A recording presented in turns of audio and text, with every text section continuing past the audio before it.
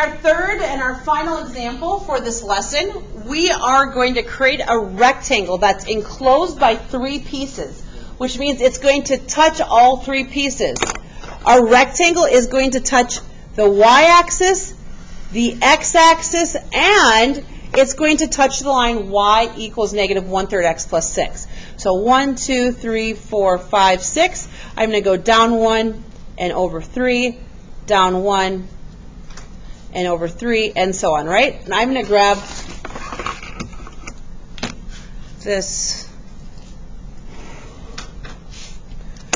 And so you can see this is what we have, right? This is what we have.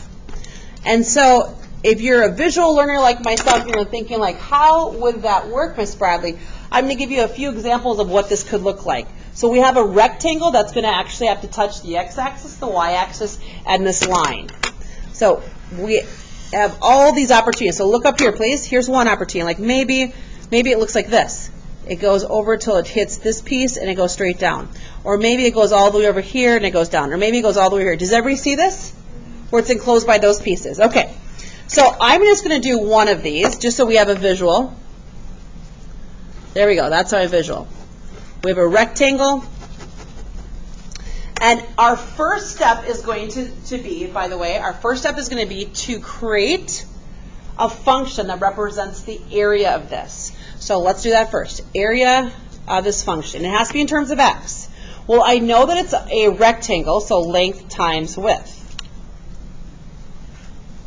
So here is the length, and the length is easily going to be calculated by wherever this rectangle ends on the x-axis, so 0 to wherever this ends.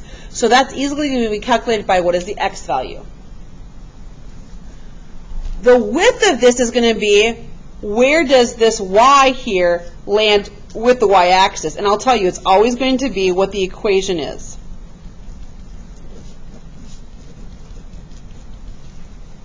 Length times width. Length times width. Okay, you ready? Next up, we want to be able to identify the domain of this function. So we know that the length and the width have to be greater than 0, like every problem we've done. So x is greater than 0, and negative 1/3 x plus 6 is greater than 0. And as a quick reminder, whenever you multiply or divide by a negative, you need to flip the inequality symbol.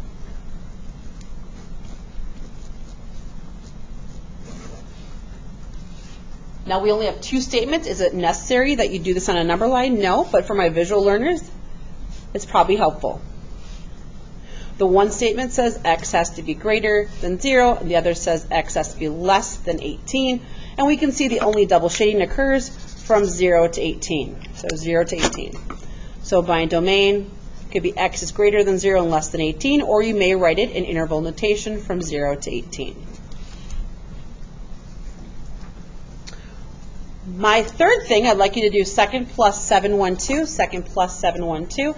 We're going to clear out what we previously had in there. And we're going to type this in. Now, a lot of students are going to not type this in correctly. And that's because in the second parentheses, we have a fraction. So we're going to put a secondary fraction around the negative 1/3. Once you're done plugging this in, we're going to hit Windows. And we're going to go from 0 to 18. And now zoom fit. Can I have a red cup on top if you and your partner are able to achieve this on your calculator? I'm going to choose random numbers, arbitrary numbers, for the x and say, hey, if we went all the way out to 16, so that would look something like this. If we went all the way out here, what would be the area? We know this is 18. If we went all the way out to 16, what would be the area? How do we do that? We're going to go second, calculate value, and type in 16. If our length was 16, our area would be approximately 10.6 repeating units squared. Okay, do another one for me. Let's pretend that this is a test question. What if our length was 3? You have 5 seconds. What would be the area? Turn to your partner. What if the length was 3?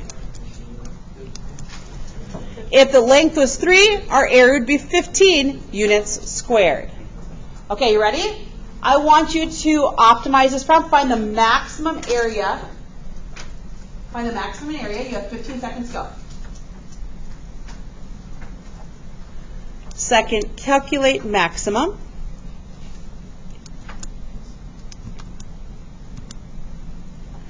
And I can see that it is at 27. So 27 units squared, that's the maximum area.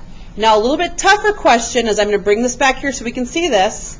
And I'm going to write it up here so it looks a little bit neater. This was our original equation, excuse me. This is our original equation right up here, okay? If I said, what are the dimensions for our maximum area? Well, we can see that 8.99999, that's the same thing as 9. So when x is 9, so I know that this is 9, and then I can plug this into, this part of the expression, into a calculator and substitute in 9. So I have negative 1/3 times 9 plus 6. So when the dimensions are 9 by 3, that means the length is 9 and the width is 3, then we have the maximum area.